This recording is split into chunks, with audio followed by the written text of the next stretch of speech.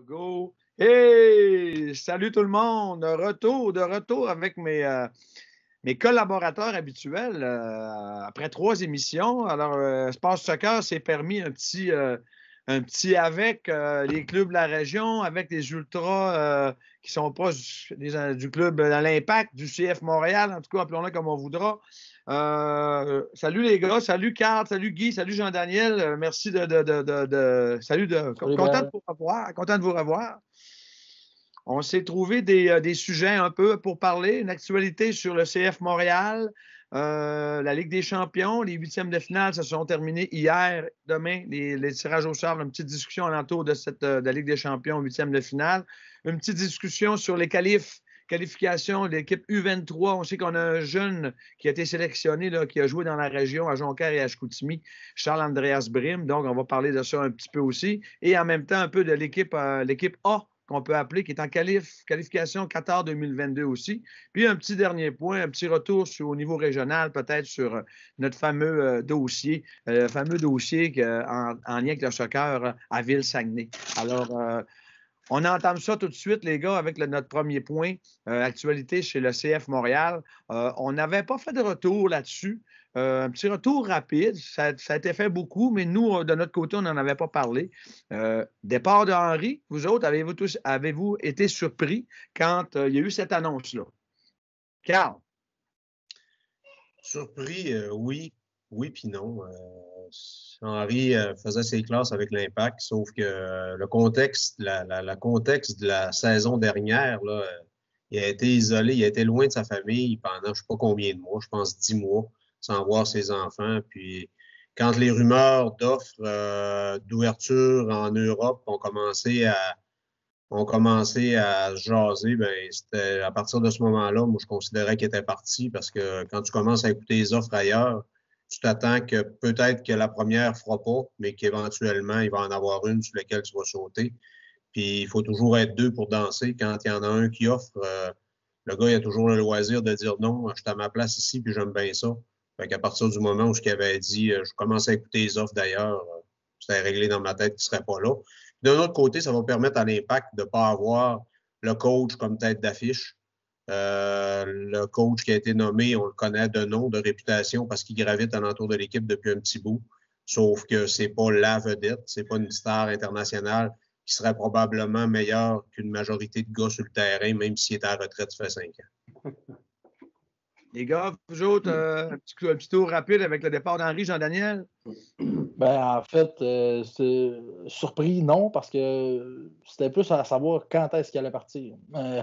Honnêtement, je m'attendais à une autre saison. Dans ma tête, c'était clair que son plan de départ, c'était d'en faire au moins 2. Mais tu sais, à chaque mercato, il y avait des rumeurs qui s'en allaient ailleurs, qui s'en allaient en Espagne, qui s'en allaient en France, qui s'en allaient en Angleterre. C'était une question de temps, tu sais. Puis honnêtement, s'il avait encore été en place en ce moment, il partait soit à l'été ou il partait à l'hiver prochain. Tu sais, on aurait juste décalé l'inévitable parce que du départ, il est venu pour se faire les dents, pour s'en aller d'un grand club un peu à la Zidane. Puis ça, c'est clair. Zidane n'a pas eu à faire ses classes de ce type-là, mais Henry, il avait besoin de le faire. Puis la prochaine étape, c'est ça. C'est un grand club qui va dire OK, on y va avec le poulain, un club comme Arsenal ou un club comme. C'est clair que ça s'en vient pour lui de ce côté-là. Pour ce qui est, je suis un peu d'accord avec Carl, là, ça va être le temps qu'on se mette à parler d'effectifs, ça va être le temps qu'on se mette à parler de personnel sur le terrain. Je pense que pour la continuité, Nancy est probablement le meilleur candidat. Ça fait 6-7 ans qu'il est dans les murs de l'Impact CF Montréal.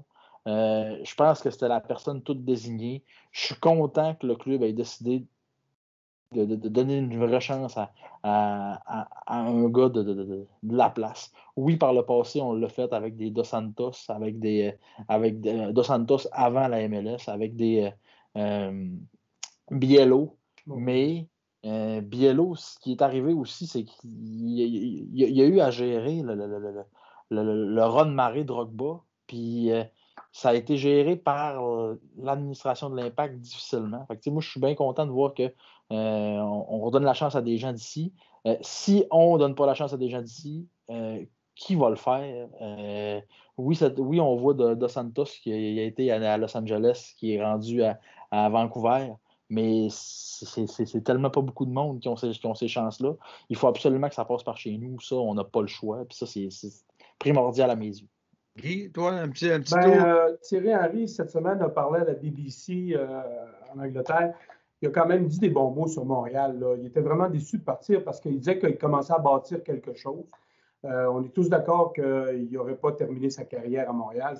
Je pense que c'est se leurrer, mais il aurait pu faire encore une autre saison, apporter quelque chose, surtout avec le mouvement qu'on a vu. Mais là, s'il est parti, il est parti. Il y a certains médias montréalais, par contre, j'écoutais qu'ils commencent à se délier à la langue au niveau du style d'entraîneur d'Henry qui était peut-être old school un peu là, au niveau de ses techniques. Mais en tout cas, bref, il est parti. Puis je suis d'accord un peu que le focus ne sera pas mis sur l'entraîneur. Nancy, c'est le 8e entraîneur de l'Impact du club de football de Montréal. C'est un gars c'est un bon technicien. C'est un gars qui avait une école de foot. C'est pas un gars qui a joué dans des hauts niveaux, mais c'est un gars qui recherche beaucoup. Je lisais un article sur lui qui dit qu'il veut connaître le joueur. C'est sûr qu'à titre d'assistant coach, il a beaucoup parlé aux joueurs. Lui, il a comme principe que si c'est un bon être humain, il a plus de chances d'être un bon joueur. Donc, il veut connaître un peu plus les joueurs puis travailler avec eux autres à ce niveau-là. Je pense qu'il est bien parti. Les joueurs ont eu des bons commentaires à ce niveau-là. Donc, les joueurs parlent plutôt d'une continuité avec lui, ce qui n'est pas mauvais en soi. Mais avec l'arrivée de 9 nouveaux joueurs, c'est autre chose. Il faut s'entendre que maintenant, puis des joueurs qui n'ont pas d'expérience de la MLS, je pense qu'on a un bon chantier qui est à entreprendre là, pour l'entraîneur. Yes, tu as bien raison. Puis oui, écoute, tantôt, Jean-Daniel, tu t'as parlé un petit peu on voit des images un petit peu là, que j'ai eues là, par Impact Media, là, CF Media, des pratiques qu'il y a eu cette semaine un peu là, au centre à Montréal. On a effleuré aussi Nancy. Jean-Daniel t'en a parlé, que c'est le gars de la place, hein, avec son parcours, là, est arrivé de la France, a fait du 3A dans les équipes du Québec et puis tout ça. Donc, en même temps qu'on avance dans notre point 1, écoute, on a parlé du coaching de Nancy. Est-ce qu'il y a quelqu'un qui veut rajouter là-dessus? Parce qu'on pourrait parler de l'effectif à travers ça par la suite aussi. J'avais un point par Nancy, on en a parlé. Jean-Daniel, tu l'as mentionné, je pense. C'est un bon... On est content que cette annonce-là, finalement, quand tu regardes son curriculum au niveau soccer québécois, c'est intéressant. Soccer Québec a fait des partages, justement, pour le féliciter de tout ce parcours-là. Puis en même temps, moi, j'intégrerais un peu la discussion là, par rapport à l'effectif 2021, les nouveaux joueurs. Est-ce qu'il y en a un qui voudrait rajouter là-dessus, les gars, par rapport à ça, par rapport à l'effectif, les 9 nouveaux joueurs? C'est vrai qu'il y a un mois et demi, les annonces étaient intéressantes. On avait un alignement qui était intéressant de la part du club. Puis là, c'est excessivement difficile d'avoir des nouvelles, de savoir comment ça se passe. Il n'y a pas de match pré-saison prévu ou presque pas. On n'a pas d'image, pas de nouvelles de l'équipe. T'sais, pour une équipe qui, il y a 2 mois, disait on va se transformer, on va devenir international, je trouve que c'est excessivement faible. Puis ça, je parle pas de l'équipe sur le terrain parce que j'ai aucune idée à quoi ça ressemble. On a juste des belles promesses des embauches qui ont été faites, mais on n'est pas capable d'avoir le pace, d'avoir l'état des lieux actuel. Ça, moi, comme fan puis comme personne qui s'y intéresse, je trouve vraiment ça difficile. Ils sont en train de perdre le hype d'embauche de joueurs qu'ils ont eu depuis les 2 derniers mois. Ça va être difficile de créer une habitude d'écoute dans les prochaines semaines. Le premier match a lieu le 17 avril. Je vois difficilement comment est-ce qu'on peut s'attacher à cette équipe-là. Je regarde les images, je ne reconnais pratiquement aucun joueur. C'est pas. Je suis l'équipe depuis ses débuts en MLS, puis même avant ça. Fait que, je trouve ça difficile en ce moment pour l'effectif parce que il faut se fier à ce qu'on nous a dit à l'embauche. Puis ça, Effectivement, tu as bien raison. Là, on va avoir de la difficulté à se retrouver. La Ligue est très compétitive. Je pense que c'est encore une fois, on va travailler fort pour essayer de faire les séries. Je dirais que la majorité, les quelques joueurs qu'on connaisse, on parlait tantôt de Piet, là, puis on mentionnait avant la rencontre qu'on ne sait pas s'il va terminer la saison avec là, s'il va être déclassé, mais encore faut-il avoir des joueurs de qualité. Si on ne les connaît pas, on ne les a pas vus, on ne connaît pas l'historique concernant ça. Donc, écoute, ça va être un drôle de début de saison, surtout aucun match hors concours encore. Là, ça, c'est autre chose. Là, c'est encore sur le dos de la pandémie. Oui, ça, c'est des annonces qui vont être faites. On sait que le club part le 6 avril là, à Orlando là, pour terminer son camp d'entraînement. Il devrait y avoir des annonces d'un ou deux matchs contre qui, là, je ne sais pas. Carl, toi, c'est drôle, Guy, parce que tu parlais de Piet. Ça nous amène un peu à la question. Carl, je vais te la poser tout de suite. Piet, sera-t-il le futur capitaine que Wilfried Nancy va nommer? Carl, je pose la question. Encore là, c'est de la haute spéculation. On n'a aucune. L'impact, FC Montréal nous a habitués à des grandes annonces. On a toujours des grandes attentes par rapport aux nouvelles signatures. Là, il semblait être plus réaliste dans la façon de présenter les joueurs, puis moins tape à l'œil ou c'était pas nécessairement des sauveurs qui arrivaient, mais des joueurs qui étaient embauchés pour fitter dans des positions bien précises puis dans des rôles bien précis. Puis à toutes les fois qu'il y avait une signature, bien, il y avait beaucoup de joueurs de milieu de terrain dans des rôles offensifs. Je n'ai pas les noms en tête, mais c'est un peu la tendance. Puis moi, je me disais à trois signatures que Piet s'éloignait tout le temps du 11 partant. Son rôle de capitaine, mais ça sera à lui de se faire valoir. Mais est-ce que le titre de capitaine avec l'Impact est un peu un rôle honorifique depuis le départ de Patrice Bernier? Moi, Piet n'a jamais répondu à ce genre d'attente-là. Pour ma part, dans mon évaluation, c'est un Québécois, je l'aime beaucoup. Outre le fait que ses shorts sont portés un peu hautes, moi, je ne suis pas capable.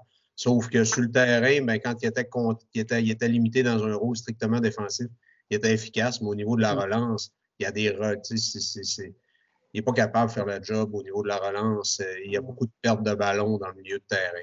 Fait que moi, je pense qu'on a fait le tour de Piet. Pour ce qui est des autres joueurs, je les connais pas. On n'a pas, encore une fois, là, JD l'a dit dans les médias, on n'a aucun écho du camp d'entraînement. C'est très difficile de s'attacher à une équipe de l'extérieur. C'est sûr que voir les matchs à la télé, ça va être le fun. Ça va nous changer de district 31. Puis on va regarder ça avec intérêt si l'équipe est intéressante. Puis et le sentiment d'appartenance, c'est jamais facile avec le FC Montréal. C'était pas facile avec l'Impact. J'espère qu'ils vont nous surprendre. C'est sûr que c'était un gros coup en l'entre-saison, tous les changements, les abandons, les gens qui partent, le club qui change, toute l'histoire, de redonner de l'amour aux partisans parce qu'il reste encore un peu de grogne, on le voit de moins en moins, mais on sait qu'il y a de la grogne encore au niveau des partisans, des membres, des gens qui ont des billets de saison, des gens qu'on a vu passer qui se désabonnaient. On en a vu, ils ont perdu des éléments, des joueurs un peu à ce niveau-là. Mais je te ramène, au moins pour Piet, en tout cas, il y a l'aspect que Wilfried Nancy le connaît. C'est pas un nouvel entraîneur qui arrive d'ailleurs.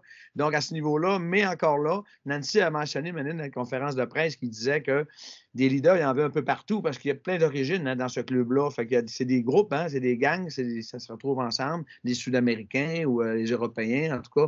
Fait que oui, il faut créer une chimie avec tout ça, mais maintenant, pour ce qui est de Piet, les gars, vous, capitaine, Guy et Jean-Daniel, selon vous, Ben moi, non, évidemment, là, s'il recule, s'il revient à un rôle plus défensif, je pense qu'il va être plus efficace. Puis si un gars est efficace, ben il est un digne représentant de l'équipe.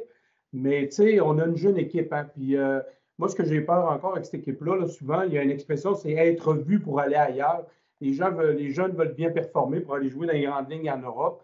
Est-ce qu'on va devenir un club école? C'est ce qui pourrait me décevoir. Je pense qu'on va avoir de l'énergie, ça c'est certain. Mais est-ce qu'on va être compétitif tout au long de la saison? Ça, c'est une autre histoire. Point de vue capitainerie, je vois pas personne d'autre que lui. J'en connais pas un ou presque. Puis c'est pas grave. Il y en a d'autres qu'on connaît un petit peu, là, mais j'en vois pas d'autres que lui. Mais je suis quand même très inquiet du développement de l'effectif parce que les gens qu'on est allé chercher, si les gens qu'on est allé chercher donne les résultats qu'on espère, ben, à un moment donné, je ne vois pas où est sa place sur le 11 partant. Peut-être, mais dans un style récupérateur, il peut être efficace. Mais on est allé chercher un joueur désigné à la Wanyama, c'est sa position à lui. Puis lui, quand il a le ballon et il veut le relancer, il est plus efficace que Piet. Fait que ça va être difficile pour lui de conserver cette place-là. J'ai hâte de voir. JD, si on peut peut-être en mettre 2, mais en avant de la défense. Oui. Ils ont préféré mettre Wanyama peut-être plus seul un peu, mais en tout cas, avoir la suite là-dessus. Si c'est le cas, il n'y aura pas 5 défenseurs certains. Non, c'est sûr. Mais comme tu dis, Jean-Daniel, écoute, Piet, j'ai hâte de voir aussi, parce que c'est quand même lui la figure qu'on a vue lors du rebranding. Hein, c'est du Piet, il était mur à mur avec le maillot, avec le. Bon, ça n'a peut-être pas rapport avec le terrain et tout ça, mais c'est quand même, c'est le Québécois, c'est quand même le Québécois qui est dans l'effectif du 11 partant régulièrement. Oui, on s'est servi du Québécois, mais est-ce que ça sert aussi pour annoncer? Mais ça, c'est l'équipe de staff qui va décider tout ça. Là. Donc, à voir. Donc, on va sûrement se reparler du début de saison, les gars, dans une future émission. Donc, on a fait un petit tour de table là, au niveau du CF Montréal. L'effectif, on va se donner la chance de voir c'est qui ces gars-là, mais on le sait, il y a de la chimie à faire. Tu ne peux pas créer une grosse team en partant avec des joueurs de différents lieux d'où ça vient. Là. Donc, ça ne sera pas évident pour le club à voir le début de saison. Je vous amène tout de suite encore avec un petit point que Jean-Daniel, tu voulais jaser un petit peu. L'équipe du FC Toronto qui, par la bande, a remporté le championnat canadien, la Coupe Voyageurs, en tout cas, la formule qu'on avait trouvée, là, la formule COVID 2019, là, on sait que tout d'abord, il y avait eu une séquence de matchs entre les équipes canadiennes, Toronto, Montréal et Vancouver, des séquences de matchs. Ça comptait pour la saison l'année passée et ça comptait pour le championnat canadien. Le gagnant, on va se rappeler des passes de Camacho, hein, Jean-Daniel, dans ces moments-là. Alors, l'équipe gagnante, le club gagnant de ces trois-là allait jouer contre le gagnant de la CPL et c'était l'équipe d'Hamilton. Et que pensez-vous de ce choix-là de l'association canadienne, finalement, là, de laisser passer FC Toronto comme ça? Là? On pourrait appeler ça l'association torontoise parce que aux États-Unis, pratiquement le même problème est arrivé. Puis je m'excuse, puis c'est vraiment plate de dire ça, mais c'est quand même la réalité. Le champion canadien actuellement, c'est pas Toronto. Ils n'ont pas joué la finale. Le champion canadien actuellement, c'est l'Impact de Montréal parce qu'ils ont gagné la version 2019 de la Ligue des champions, de la Coupe des voyageurs. Aux États-Unis, c'est le représentant 2019 qui va participer à la Ligue des champions. J'ai du mal à concevoir que cette décision-là s'est prise entre les gens du Toronto FC, les gens du Forge Hamilton, puis un ou deux bonds de Toronto, du Canada Soccer. J'ai de la difficulté avec ça. Je le comprends mal. Je pense pas qu'on mérite notre place là. C'est pas ça du tout. Sauf que Toronto ne sont pas champions depuis 2018. Eux autres le méritent encore moins, à mon sens. Mais tu sais, à voir comment ça va. Une drôle d'histoire, mais on n'a pas entendu parler beaucoup. Le Montréal n'a pas levé là-dessus. Là, il y a Gilmore qui en a parlé un petit peu dernièrement, mais ça va avec toute leur couverture médiatique du dernier 3 mois. C'est inexistant. On ne les voit pas nulle part. Ils ont aucune. Je vois difficilement l'Impact aller dire c'est nous autres qui devraient être champions canadiens quand tu n'as même plus le même nom d'équipe. Mais ils n'ont pas levé la main. Non. Il reste que la formule que Canada Soccer, en tout cas, c'est qui a trouvé cette formule-là, d'apporter l'équipe de la CPL direct en finale. Je ne sais pas, tu les amènes à un niveau plus bas avant, je ne sais pas. Ça ne fonctionne pas, du moins. C'est tout et n'importe quoi. On en a parlé, la Coupe des voyageurs. Tant qu'à ça, tu fais un run robin au terrain de l'OBL, puis tu dis, le gagnant va représenter le Canada.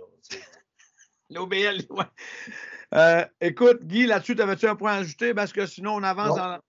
Oui, mais écoute, c'est une drôle d'histoire quand même, puis c'est décevant de voir qu'il a manqué de, je sais pas, du côté de Montréal pour forcer la note un peu. Je ne sais pas la formule, mais en tout cas, ça s'est fermé assez rapidement là-dessus. Donc, encore une histoire bizarre là, avec l'Association canadienne, Toronto mélangé là-dedans. Ça nous fait avancer, les gars, un peu. Notre point numéro 2 sur la Ligue des champions, la Ligue des champions en Europe, parce qu'on aime bien parler de planète foot, hein, soccer européen, c'est bien là que les meilleurs joueurs de la planète sont. Fait que c'est toujours le fun. Quand je fais mes chroniques avec Michel Tifo dans le vestiaire, je sais beaucoup que la planète foot, les meilleurs joueurs sont en Europe. Ils sont, oui, la MLS, mais les meilleurs joueurs, les gros salaires sont tous là. Donc, il y en a-tu un qui veut entamer, là, demain, c'est le tirage des quarts de finale. Guy, veux-tu entamer ça un petit peu, la discussion là, avec la Ligue des champions?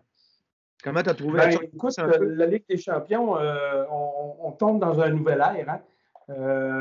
L'absence de Ronaldo et Messi depuis 2005, ces joueurs-là se retrouvaient toujours dans les finales, le quart de finale, ce qui ne sera pas le cas.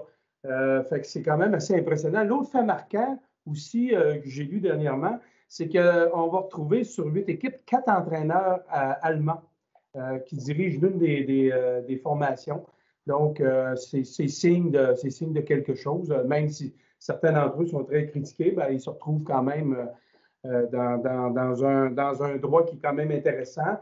Et évidemment, ben, écoute, on se rappelle quand on avait fait des prédictions, je pense qu'on était une coupe qui avait pris le Bayern, mais ceux qui ont écouté le match hier sont quand même assez impressionnants et même intimidants d'une certaine façon à ce niveau-là. Donc, j'ai bien hâte de voir le tirage parce qu'à partir du tirage, il y a sûrement des surprises qui peuvent arriver à ce niveau-là si on retrouve des clubs de tête s'affronter immédiatement. Et là, il va y avoir un rythme plus rapide parce que les huitièmes de finale, on s'est perdu quasiment en dedans d'un mois. Là, il va y avoir un rythme plus rapide pour arriver évidemment à la finale au mois de mai, mais je pense que ça va être un peu plus intéressant parce que, écoute, je pense qu'il y a eu un intervalle de 6 à 8 semaines là, avant de finaliser tout ça.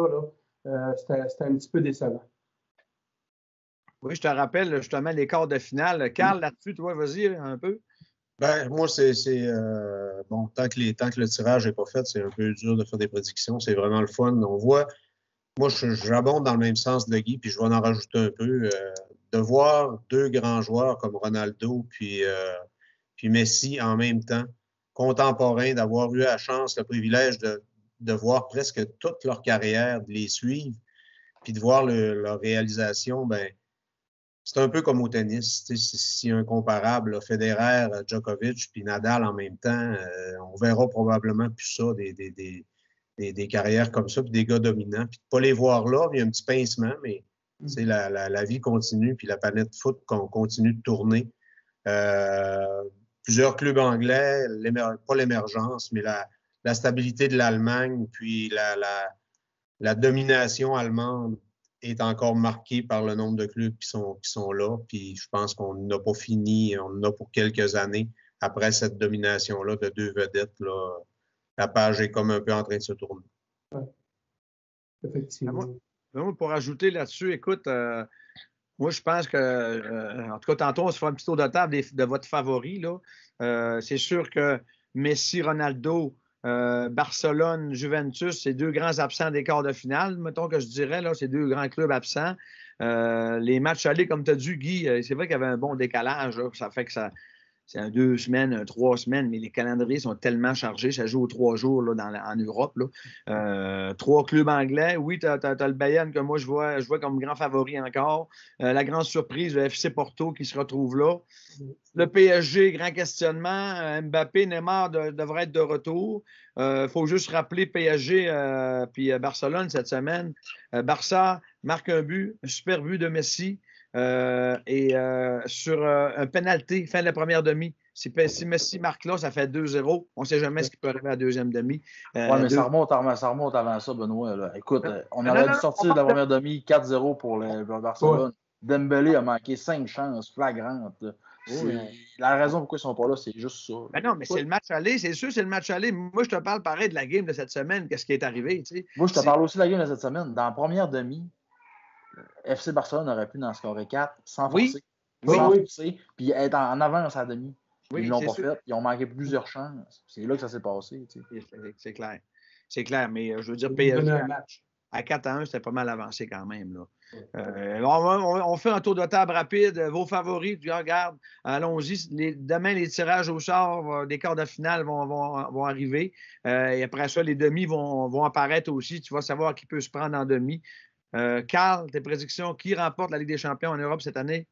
C'est dur de ne pas aller avec le Bayern, mais encore là, le tirage est tellement important dans ce genre de compétition-là que tout est possible.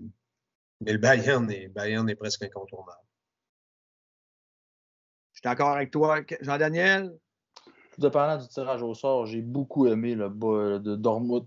J'ai beaucoup aimé Haaland de Dortmund. Un joueur jeune, complet, un striker. Il se baisse la tête puis il fonce. Difficile pour un gars du Lac-Saint-Jean qui a joué son soccer senior au Lac-Saint-Jean de ne pas aimer un gars de ce type-là. Mais c'est sûr que le Bayern va être une grosse force. Mais tout dépendant du tirage au sort, je ne serais pas surpris de voir Dortmund se rendre en demi. Tout dépendant c'est à qui ils affrontent. J'ai beaucoup aimé leur style de jeu. Vraiment aimé ça. C'est sûr que ce jeune-là que tu parles est appelé à aller dans les grands clubs là, dès l'année prochaine ou dans 2 ans. Dortmund est réputé pour ça aussi, former des joueurs. Puis, Guy, toi, qui tu vois comme champion? Ben, c'est sûr que le Bayern est tout désigné. Il ne faut pas oublier le Real. Il n'a pas perdu depuis 2 ans en sol européen, fait que ce qui est quand même une machine. Il y avait 10 joueurs qui étaient absents. On voit le retour de plusieurs réguliers. Ça change complètement l'allure de leur équipe. Mais c'est certain que moi, je vois avec le Bayern. Là, sont intimidants même pour l'arbitre. Ben moi, je dirais un peu, oui, Bayern, grand favori, mais il y a un club qui s'appelle Manchester City que Guardiola n'ont jamais remporté cette ligue-là. Hein. Ça fait des années que Guardiola, je pense qu'il ne l'a pas remporté à part qu'avec Barcelone dans le temps, avec la grosse équipe qu'il y avait. Alors, ça peut être intéressant. Sur un match, on ne sait jamais qu'est-ce qui peut arriver. Une finale à Manchester City selon le tirage de demain et puis Bayern, mais à voir la suite. Donc, ça nous amène tout de suite, les gars, là, sur notre sujet numéro 3, au niveau du U23, Calif. Calif, ça commence demain. On sait que, juste pour vous donner un petit portrait du U23, alors il y a 2 Calif CONCACAF. Hein? On va prendre 2 équipes de la CONCACAF pour s'en aller aux Olympiques à Tokyo cet été. Il faut comprendre que présentement, il y a 14 sélections, je ne les ai pas sorties, qui sont déjà qualifiées. Et là, il reste 2 qualifs de la CONCACAF. 2 groupes de 4. Vous voyez le premier groupe, donc on y va contre le Salvador, contre Haïti, contre Honduras. Et il faut terminer dans les 2 premiers de notre groupe. Et par la suite, dans l'autre groupe, il faut savoir que les Américains et les Mexicains sont là. Il faudra battre en demi-finale une de ces 2 équipes-là là, pour se rendre en finale. En finale, ce sera les 2 finalistes qui vont aller aux Olympiques. Que pensez-vous, là? Daniel, selon toi? Je pense que ça va être difficile à partir des demi-finales, mais je m'attends à ce qu'on sorte de notre groupe, clairement. Puis là, tout dépendant des sélections, tout dépendant des gens disponibles, il va falloir voir c'est qui l'équipe qu'on va affronter. Mais tu sais, je pense c'est peut-être une occasion qu'on a de pouvoir percer. Nos meilleurs joueurs ont en bas de 23 ans. Je pense qu'on est un peu devant les Américains. J'aimerais mieux jouer contre les Américains que contre les Mexicains, ça c'est clair. Ce qu'il faut comprendre aussi, Jean-Daniel, les gars, excusez, ce qu'il faut comprendre, c'est que dans les matchs, dans ces 3 matchs-là, je crois que Davis n'est pas là. Alfonso Davis et David, je ne suis pas sûr non plus. On en a parlé un petit peu avant de commencer notre émission. Les gars vont être appelés aussi pour la sélection des seniors de l'équipe A, hein, pour quelques matchs là, qui se chevauchent avec ces matchs-là pour la qualif du Qatar Coupe du Monde 2022. Ça, c'est la CONCACAF qui a dû faire un calendrier là, en fonction de ça, là, un peu en retard là-dessus. Donc, vous autres, les gars, Guy, Carl... En fait, écoute, c'est des équipes de notre calibre. C'est bête à dire, là. L'Honduras, là, c'est sûr que c'est toute compétition confondue. Ils sont 64e, Salvador 70e. On est 73e au monde, puis Haïti 84e. Fait que, ils sont accessibles autant qu'on puisse l'être accessible. Là, à partir de là, c'est quelle sorte de système de jeu. Puis évidemment, ce qu'on a comme bons joueurs, ils ne seront pas là. Fait que ça va être un coup de dé, moi, d'après moi, parce que ça fait un bout de temps qu'on n'a pas vu le Canada internationales, il arrive toujours quelque chose. On va essayer de suivre ça là, un peu parce qu'effectivement, ça pourrait commencer, c'est notre relève. Si ces joueurs-là ne performent pas, écoute, les 4 prochaines années, c'est encore fini. Fait qu'on va espérer quelque chose pour avoir du plaisir un peu parce que ça serait décevant qu'on ne puisse pas passer cette ronde-là. Okay. Hey, messieurs, je vais vous laisser terminer l'émission. Il faut vraiment que je quitte. Là. J'ai un petit souci, des petits problèmes personnels. Je vous reviens la prochaine émission. Je vous remercie pour le temps et je vous laisse terminer ça. Merci. Salut, JD. Bye. Carl, toi, comment tu vois ça? Ouais, c'est exactement comme Guy. Cette cuvée-là va être représentative. C'est une belle occasion de voir où on se situe. Malheureusement, il y a 2 têtes d'affiche qui ne seront pas là. Puis ça aurait été vraiment le fun de voir comment ces gars-là se comportent avec. Carl, juste pour faire du pouce avec ce que tu dis, ça se peut que, selon si le Canada arrive en demi-finale, ça pourrait arriver qu'on les appelle. Ben oui, j'espère qu'on va les appeler. J'espère que quand ça va être payant, on va les appeler. J'espère que c'est un signe qu'on a une certaine confiance, qu'on aborde les premiers matchs avec un minimum de confiance contre des équipes qui sont accessibles. Mais le Canada nous a toujours surpris un peu négativement. Les matchs accessibles, ça n'a jamais été facile. C'était tout le temps compliqué. Ça fait, écoute, depuis 86 qu'on se dit qu'à un moment donné, ils vont en coller 2 en ligne, puis c'est jamais arrivé, je pense. Mais là, il y a comme un peu d'espoir. Puis il y a un moment où les autres gars qui sont sur le terrain avec des gars qui peuvent charrier l'équipe pendant quelques années vont prendre l'expérience, vont s'acclimater à ce genre de rencontre-là qui n'est jamais facile, même si c'est des équipes qui sont accessibles. Puis on va souhaiter que sur la scène internationale, l'équipe senior soit représentative. Encore une fois, là, ce serait une première. Ça peut être intéressant. Ils peuvent être intéressants à suivre, mais ils nous ont tellement déçus que moi, je ne mets pas les attentes trop élevées. Donc, les gars, juste pour rappeler, 19, 21, 25 mars, on peut écouter ça probablement sur les chaînes Internet, mais le canal One Soccer, c'est un canal que l'association s'est associée et c'est là qu'on peut prendre les matchs. Là. C'est sûr que notre TV traditionnelle, jamais qu'on va voir un match comme ça. Mais il faut juste rappeler un peu que dans ces 3 matchs-là, on a un gars qui a joué au niveau régional. Je tiens à en parler un petit peu. Un petit gars qui a joué avec Jonquière et Chicoutimi. Charles-Andreas Brim, un peu. Tu sais, vous avez le portrait un peu du tournoi, de la Coupe. Alors, un peu les matchs Salvador. Alors, j'ai hâte de voir si Mauro Biello va l'utiliser dans le 11 partant. Je lui souhaite. Je connais son père un petit peu qui est dans le CA de l'ARS. J'ai eu des discussions avec lui très intéressantes et de voir le parcours. Il faut savoir que ce jeune-là joue en première division en Belgique. Hein? Il joue en première division en Belgique. Il a 22 ans. Donc, c'est quand même intéressant de voir que ce gars-là a joué dans notre région de 7, 8 à 12, 13 ans. Puis pour après ça, s'en aller vers les 3A, puis les équipes du Québec et puis tout ça. En tout cas, très intéressant. J'ai hâte de voir s'il va y avoir un petit peu de temps de jeu avec Biello. À voir la suite. Là. Juste pour terminer ça sur ce point-là, les gars, donc, je vous disais qu'il y avait, oui, ces matchs-là du U23, mais il y avait aussi les qualifs Qatar 2022. Juste un tour rapide. Les qualifs, le premier tour, c'est du 24 mars au 8 juin. C'est que vous voyez un peu, ça chevauche un peu, c'est pour ça. Ça, c'est le premier tour. Le Canada est dans un groupe. Normalement, il faut finir premier du groupe. On a un match seulement contre chaque équipe. Je vais vous nommer les pays. Le Suriname, les Bermudes, les Caïmans et l'Aruba. Donc, pour passer au deuxième tour, le Canada doit terminer premier. Si on termine deuxième, puis on échappe, là, c'est sûr que d'après moi, David et puis Davis vont être là parce qu'il y a une trêve internationale. Là. C'est partout sur la planète. Il y a une trêve. Il y a des qualifs Qatar pour la France en Europe qui vont se jouer là, pendant cette trêve-là aussi. Donc, eux aussi commencent leur qualification pour Qatar 2022. Donc, ça fait un tour de table un peu. Puis j'aimerais terminer notre dernier point, les gars. Juste un petit tour rapide. Là, parce que moi, j'étais content d'annoncer, rappelez-vous, vu que tu m'avais parlé, Carl, on s'était parlé tous les 3 sur Sport Soccer qui fait un scoop. Là, bon, toute émission en Radio-Canada, bien content. Michel Tifo qui me fait l'annonce. Ça fait 6 ans que je fais des chroniques avec. Je lui demande, je peux-tu en parler un petit peu? Appelle Carl, je parle à Guy. Ah oui, go, vas-y, Benoît, lance-toi. Sport Soccer, c'est ça, c'est ça l'idée. Donc, on annonce Stade Soccer Saguenay. Bravo, ça passe une petite entrevue à Radio-Canada. On va un petit peu plus loin là-dessus. 2 semaines plus tard, ça sort, mais ça sort pas tant que ça. Ça sort, mais ça sort pas tant que ça. Et là, tout soudainement, je termine ma chronique avec Michel, lui disant, écoute, tu pourrais-tu dire à ton morning man le matin de le dire, Stade Soccer Saguenay, me semble, c'est toi qui me l'as annoncé.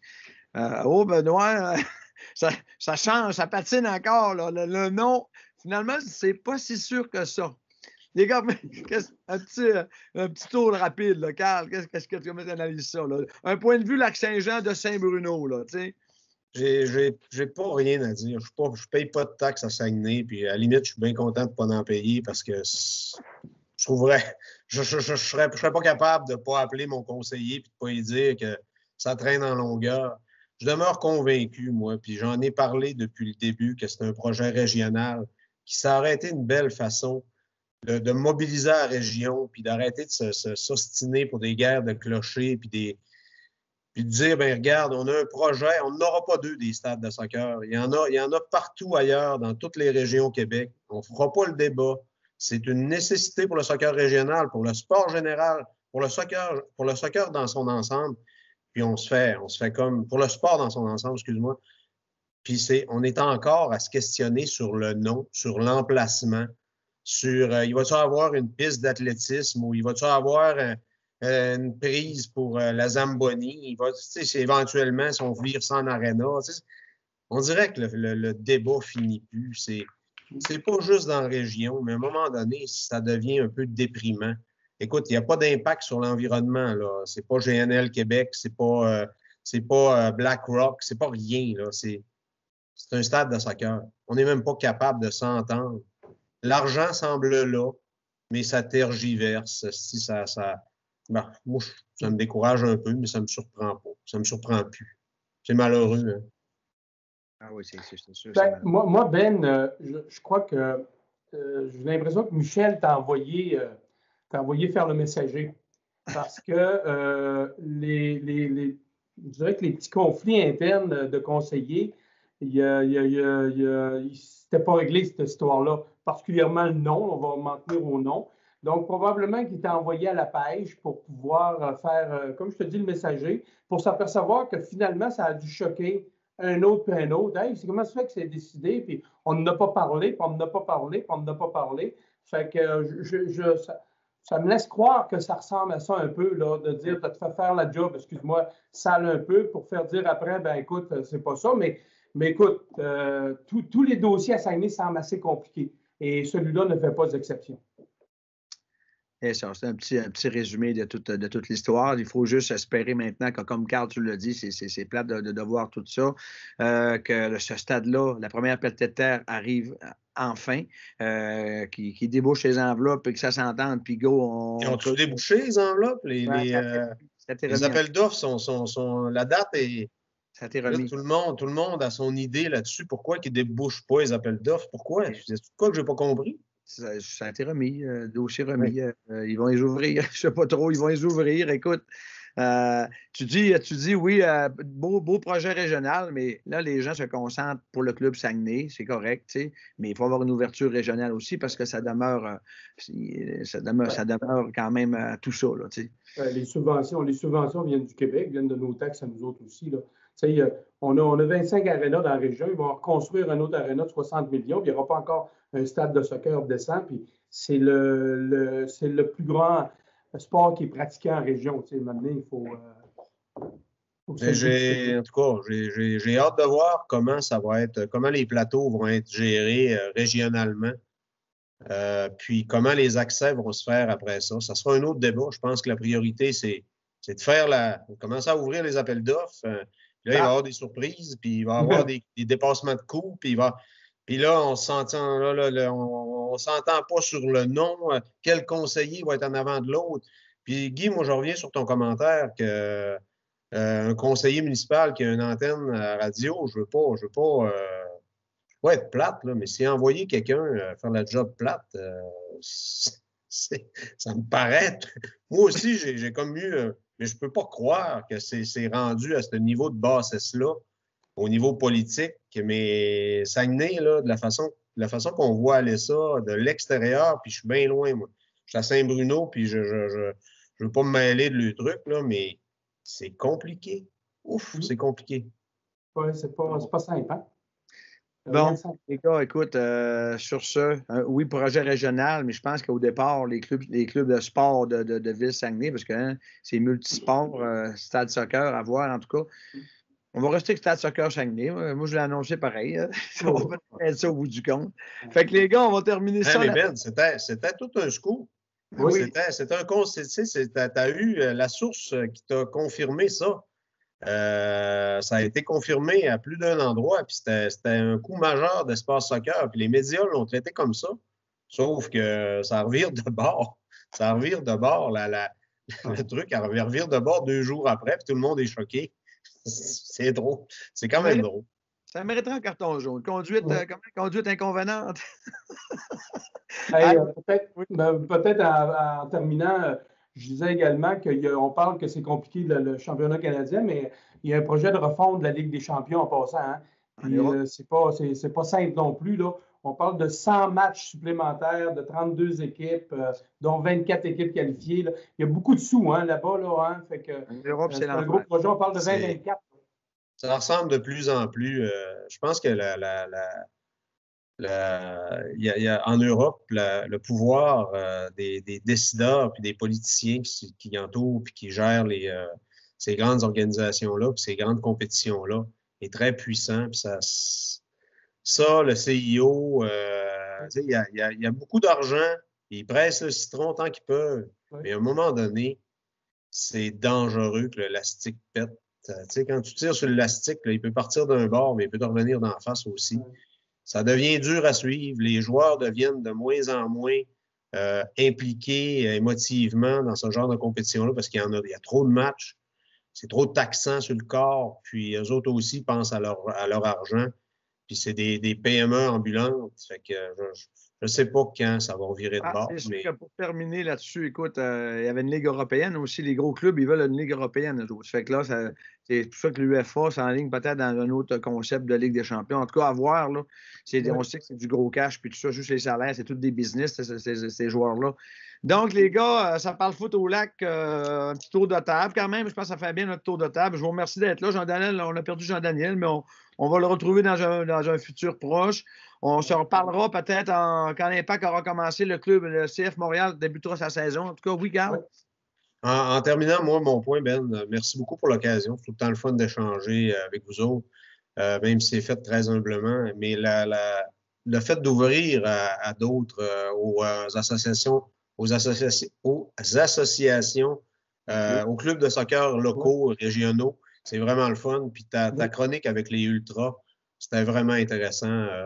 Moi, je te lève mon chapeau pour le temps que tu passes là-dedans. Puis les contacts que tu te fais aussi. Puis tout le monde est bien le fun. Puis je trouve ça plate quand les gens parlent un peu trop longtemps. Fait que j'essaie de limiter mes interventions, mais on ne réussit pas tout le temps. Fait que les gars, on vous remercie encore. On se reparle bientôt. C'est bon, salut. Foot au lac. Merci beaucoup.